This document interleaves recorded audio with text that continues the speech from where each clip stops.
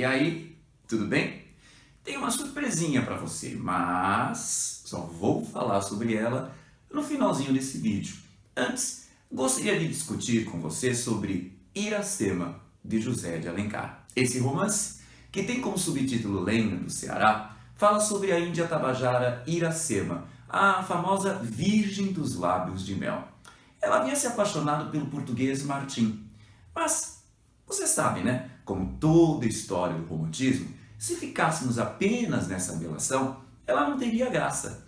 Na verdade, nós precisamos entender que existem muitos obstáculos, muitos problemas atrapalhando esse relacionamento amoroso. Para começar, Martim era amigo dos pitiguaras, índios que habitavam o litoral do Ceará e que eram inimigos dos tabajaras. Você já percebeu, né? Iracema era de uma turminha com a qual Martim não poderia se relacionar. Mas, e toda narrativa precisa de um mas, Martim havia se perdido e foi parar justamente no território tabajara.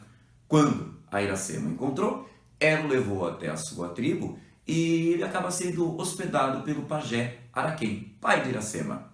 A partir desse instante, de acordo com os costumes indígenas, por ele ser um hóspede, ele acaba se tornando sagrado. Nesse ponto, acontece um probleminha. O Martim ele quer chegar na Iracema e falar, e aí, vamos fechar? Mas ela é virgem de Tupã, ou seja, ela participa de um ritual religioso de distribuição de uma bebida alucinógena que é feita de uma árvore chamada jurema. Quer mais um problema? O Martim já tem uma noiva, a Virgem Loira dos Castos Afetos. Miga, sua louca, olha que safado, o cara é compromissado e quer ficar com outra. Ainda bem que hoje não existem mais homens assim, né? A louca. Quer mais um problema? Mais um obstáculo para esse relacionamento amoroso? Pois bem, Irapuã. Esse terrível cacique tabajara tem ódio de brancos. Ainda mais quando ele fica sabendo que a sua amada Iracema escolheu como crush Martim, o guerreiro branco. É por isso que quer matá-lo, só é impedido por Araquém, que fala: se a virgem abandonou ao guerreiro branco a flor de seu corpo, ela morrerá, mas o hóspede de Tupã é sagrado, ninguém o ofenderá. Araquém o protege. Quer mais outro problema? Poti, guerreiro pitiguara e grande amigo de Martim, aparece, mas não pode resgatá-lo sozinho em meio de tantos índios tabajaras. Deu ruim, hein? E agora? Iracema tem um plano.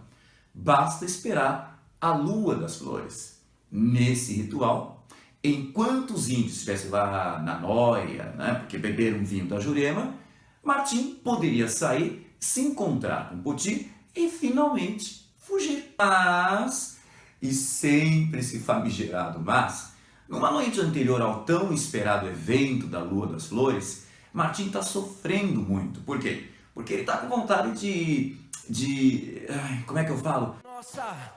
Nossa, assim você me mata. Ai, se eu te pego. Obrigado, Michel Teló, por conseguir explicar. Mas voltemos à história. O que acontece então? Iracema, para aliviar o sofrimento do branco, não Michel Teló, Martim, o que ela faz?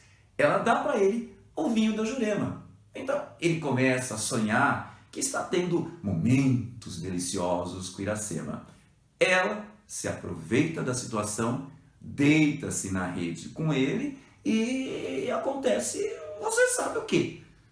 Se você não sabe, então você não está na idade de saber, tá? Chega então o tão esperado ritual da Lua das Flores, em que os guerreiros tabajaras vão ficar todos adormecidos. Iracema se aproveita para quê? Para sair da tribo com Martim, encontrar-se com Poti e os três começam a fuga. Os dois guerreiros até aceitam a companhia de Iracema como guia até a saída total do território dos tabajaras. Chegando ali, o que acontece? O Martim pede para Iracema voltar. Para voltar para sua tribo, para sua cultura, para sua família. É nesse momento que ela faz uma terrível revelação. Ela fala: o guerreiro branco sonhava quando Tupã abandonou sua virgem. A filha do pajé traiu o segredo da Jurema. Menina, é babado e confusão. Mas o Martim não se conformou. Ele achou que não aproveitou adequadamente aquela noite, porque ele estava drogado. Então o que ele faz? Ele arma sua rede e resolve passar finalmente a sua tão esperada noite com Iracema. Burrada, porque isso deu tempo suficiente para os tabajaras os alcançarem. A sorte é que, neste exato momento, os guerreiros pitiguaras, guiados pelo cachorro de Poti, chegam. Acontece então um combate terrível em que os tabajaras perdem. Termina então a primeira parte de Iracema, super agitada, e começa a segunda, que é muito pastosa, lenta, melosa. Olha como as coisas realmente mudam. Para começar, Iracema passa a sofrer muito. Ela vê o sangue de sua tribo ali derramado. E justo por causa dela. Bom, ela vai morar com o Martim. E com quem mais? Com o Poti. Segura a vela, né? Mais do que isso, candelabro. Acontece uma coisa até legal. Ela fica grávida do Martim. É um leve momento, um breve momento de alegria para ela. Mas o Martim, e os olhos dele azuis já representavam isso, assumem um caráter triste, melancólico, saudosista e passa a não dar mais atenção à coitadinha da Iracema. Acontece coisa pior ainda. 2 vezes Martim e Poti partem para uma batalha dos portugueses associados com os pitiguaras contra os tabajaras associados aos franceses. Você se lembra que os franceses estavam loucos de vontade de tomar parte do nosso território? Pois é, perderam. O povo de Iracema foi derrotado nessas 2 vezes. Enquanto isso, a coitadinha se viu abandonada. E é por isso que acaba dando à luz completamente sozinha. Em meio a tanto sofrimento, ela resolve dar ao seu filho o nome de Moacir, que significa, em tupi, filho da dor. Iracema só sobrevive até o momento em que consegue entregar o seu filho para Martim. Ele então, digamos, viúvo, vai embora. Volta 4 anos depois para fundar ali uma cidade. Vem em companhia do seu amigo, o Poti, que agora, cristão, se torna o Felipe Camarão. Mas essa parte, Felipe Camarão, Martim Soares Moreno, figuras históricas muito importantes naquelas batalhas para expulsar os holandeses do Nordeste brasileiro, já não é mais literatura. Procure o seu maravilhoso professor de história para mais informações sobre isso, tá? Bom, de posse dessas informações, o que mais você precisa saber sobre Iracema? Para começar, você precisa lembrar que esse livro pertence ao romantismo e, por isso, respeita algumas das regras dessa escola literária. Uma delas é o nacionalismo, ou seja, a valorização da pátria. Não é à toa, dentro desse contexto, que o livro utiliza como personagens heróicas o índio. Por quê? Porque o índio, nesse momento literário, era considerado o representante da grandiosidade do nosso país. Na verdade, Iracema faz parte de um projeto do Alencar de criação da nossa identidade nacional. Assim, esse livro seria um mito fundador da pátria, o que faltava para o nosso país. Dessa forma, Iracema seria a nossa grande mãe, da qual todos nós seríamos descendentes. Então, Moacir seria o primeiro cearense, ou seja, o primeiro brasileiro, ou seja, o primeiro americano. Alencar, escritor do Ceará, não foi nada bairrista nessa jogada, né? Mas voltemos à construção desse mito nacionalista. Não é à toa que o nome Iracema tem as mesmas letras, ou seja, é um anagrama da palavra América. Estabelece-se então uma equivalência entre as 2 palavras, o que quer dizer que há uma equivalência entre essas 2 realidades. Iracema é a América. o que a gente fala de Iracema, a gente aplica à América. Dentro dessa proposta, deve-se entender que o romance Iracema pretende assumir o ponto de vista do índio, ou seja, é como se fosse uma história contada realmente por um indígena. É por isso que, por exemplo, a marcação do tempo é diferente da nossa. Não se fala em um dia, fala-se um sol. Não se fala um mês, fala-se uma lua. Não se fala 4 anos depois, fala-se o cajueiro floresceu 4 vezes. Nesse sentido, você deve perceber que Alencar, por ter assumido o ponto de vista do índio, ele pretende usar a linguagem que ele imagina que seja do indígena, bastante simples. É o que você vê na estrutura das orações. É o que você também vê no tipo de figura de linguagem que ele emprega, as que são as consideradas as mais simples. As comparações, lembra? A Iracema tinha cabelos mais negros que a asa da graúna, o favo da jati não era doce como seu sorriso. Há também o uso de metáforas, como a mais famosa, lábios de mel. Quando se fala da linguagem do livro, uma outra questão chama a atenção, é a sua poeticidade. Há um largo emprego de recursos como metáfora, comparação, aliteração, assonância, ritmo, musicalidade. Tudo isso contribui para que o romance Iracema seja considerado uma prosa poética ou uma poesia em prosa. Mas, e Alencar é tão cheio de contradições, essa história, no fundo, não é contada pelo ponto de vista do índio. É contada pelo ponto de vista do europeu. Veja, Iracema, ela tem um comportamento que é igualzinho daquelas mocinhas das cantigas de amigo do trovadorismo, fiéis a um amor mal correspondido.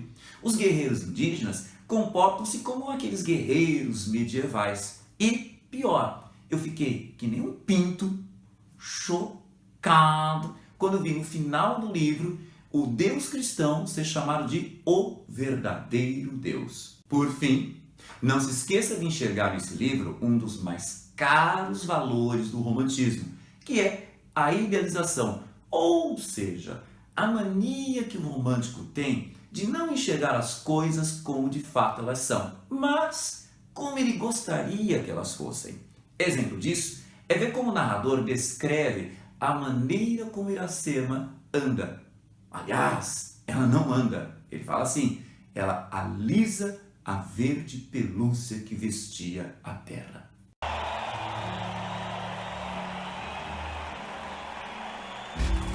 É praticamente assim. Ai, gente, Gisele arrasa, né? Pisa menos, Gisele, pisa menos. Mas Iracema, tão brasileira quanto Gisele, não está muito distante, não. Ela é idealizada, ela. Mas, nossa, esse mar já está enchendo os pacovás hoje, hein? Mas fazer o quê? Para entender Iracema, é importante captar essas realidades antagônicas. Então, voltemos à nossa explicação. Em Iracema, Alencar não conseguiu ser 100% idealizador, ou seja, ele não conseguiu se afastar totalmente da tão terrível realidade. Basta perceber, por exemplo, que a chegada do homem branco ao território tabajara trouxe corrupção. É por causa de Martim que pajé e cacique se desentendem. É por causa de Martim que a coitada da Iracema vai cometer vários pecados. Olha na carteira dela. Ela tira o vinho da Jurema de um ambiente específico, que era o ritual. Ela perde a virgindade. Ela, não mais virgem, vai presidir o ritual da distribuição do vinho da Jurema. Ela abandona sua tribo, abandona sua família, abandona sua cultura. Tudo por causa do homem branco. Cadê a idealização aí? Quer um exemplo de idealização problemática? Basta você lembrar que em Iracema, Alencar nos mostra que a relação entre colonizador e colonizado foi pacífica. No entanto, no episódio em que Baturité, diante dos dois, afirma que viu o gavião branco, predador, diante da narceja, presa, ele acabou fazendo uma profecia. Ele praticamente nos diz que o índio, a narceja, vai ser destruído pelo europeu, o gavião branco. Então é isso. That's all, folks. Espero que esse vídeo tenha sido útil. Se você gostou, dá um joinha aí, compartilha e não se esqueça de se inscrever no nosso canal para ficar sempre sabendo de nossas novidades. Mas antes disso, deixa eu te mostrar o meu livrinho de resumos, análises e comparações das obras cobradas pelos vestibulares da FUVEST e da Unicamp 2018 e com mais de 150 questões, todas gabaritadas. Se você estiver interessado nessa maravilha, nessa pequena maravilha do mundo, fala comigo. Ou então, acesse esse link aqui. Um beijo desses meus lábios de mel e até a próxima.